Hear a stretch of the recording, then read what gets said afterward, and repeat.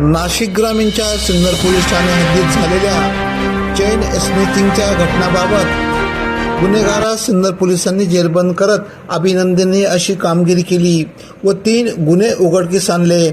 11 मे 2026 रोजी सिन्नर येथे पहिलवान हर्षवर्धन सदगीर यांच्या लग्नास उपस्थित असलेल्या महिलेच्या गळ्यातील 2 इसमांनी 6 तोळे वजनाची सोन्याची पोत ओरबाडून फरार झाले होते. सिन्नर पोलीस ठाण्यात त्याबाबतचा गुन्हा दाखल होता. सिन्नर पोलिसांनी धुरंधर अशी कामगिरी करत कानून के हात लंबे होते हे दाखवून दिले.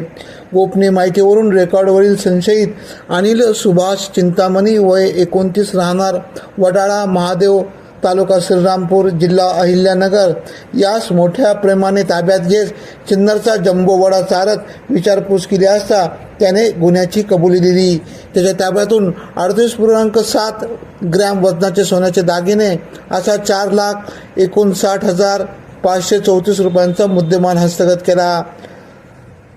सदरची कामगिरी सिन्नर पोलीस स्टेशनचे वरिष्ठ पोलीस निरीक्षक संदीप कुमार बोरसे यांच्या मार्गदर्शनाखाली पोलीस अंमलदार नितीन डावखर, विनोद टळे, आप्पासाहेब काकड, कृष्णा कोकाटे, प्रशांत साहने यांच्या पथकाने सदरची कामगिरी पूर्ण केली.